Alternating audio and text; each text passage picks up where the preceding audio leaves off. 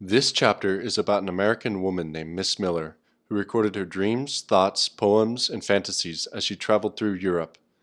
Jung psychoanalyzes this material and uses her writing for the rest of the book as a jumping off point for his theories. He shows parallels between Miss Miller's fantasies and myths to show us what myths are and how we all experience mythological archetypes in our lives. In fact, the fundamental psychological meaning of life is expressed to us in mythological archetypes. Here's a brief description of psychoanalysis to help make the rest of the book more clear.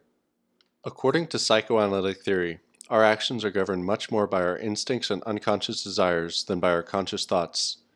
Everyone who's failed to resist temptation has felt this. You consciously tell yourself not to eat junk food, smoke cigarettes, or shoot up heroin, but your lower mind has a stronger desire for these things than you have the willpower to resist, so you give in.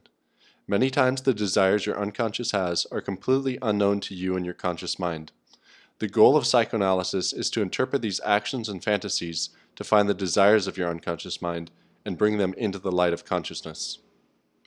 The brain follows the same rules of physics as any other object. Thinking is a physical or electrochemical process. Each ion can only move across a neuron if something caused it to, since objects do not move spontaneously. What I'm getting at here is that there are no random thoughts. Nothing in your brain happens spontaneously or randomly. There has to be a cause that created the effect. Every thought we have, every memory that inexplicably appears to us, all of our unconscious habits aren't just random events. Everything has a cause that comes from our unconscious mind. Jung starts the chapter with the following.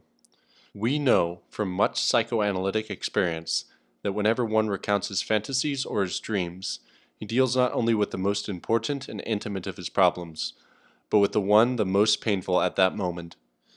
With all of this, we can see that observing Miss Miller's thoughts and behaviors will tell us something about the causes of these things in her mind.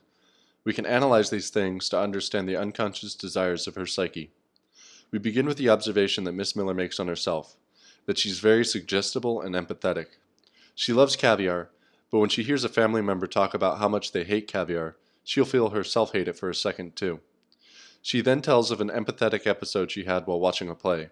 A character is stabbed, and she feels the stabbing pain in her own chest.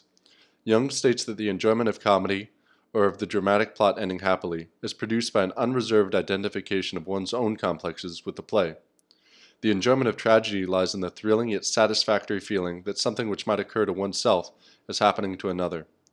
From this we can see that Miss Miller's extreme empathy to one of the characters shows that she relates to him in some way. The play is called Cyrano, and the character Miss Miller empathizes with is named Christian. Jung claims that this is a substitute memory, and that Miller really identifies with the title character. Cyrano is in love with a woman named Roxanne, who herself is in love with Christian, because Christian is giving her love letters written by Cyrano and passing them off as his own. Cyrano has a big ugly nose, and because of it thinks that no one could ever love him. He's a misunderstood poet and soldier who has an ugly body and a beautiful soul. His inner beauty is finally revealed to Roxanne, but at this point it's too late. As he lays dying in her arms, he reads his poem to her, and she recognizes that he's the one she loves. Then he dies. Later, Miss Miller is taking a bath, and is reminded of an ancient Egyptian statue when she looks at her own naked body. She remarks how she is just as stiff, wooden, sublime, and expressionless. Ancient Egyptian art is beautiful, but the weird poses and vague facial expressions make it hard to determine what human emotions are being portrayed. Greco-Roman statues are often extremely expressive, and one can see the emotions of the subject and the character the pose portrays. Egyptian statues, on the other hand, have non-expressive poses. One cannot read their emotions or clearly see their humanity. The last event Jung looks at in this chapter is an interaction Miss Miller has with an artist. She describes landscapes to the artist and paints pictures with words as he records them on canvas. She feels that she is using the artist in the same way he uses his brush. Miller emphasizes the almost magical effect she's having on the artist. This magic gives away her desires. Magic is a fantastic thought, which shows a desire to make an impression on other people when other people usually make an impression on her. So Miss Miller is highly empathetic. Other people make an impression on her, but she does not feel she makes an impression on other people. She identifies with a character who secretly has inner beauty, but is ugly on the outside. When she sees her own naked body, she thinks of a stiff, wooden, inexpressive Egyptian statue rather than something lively and human.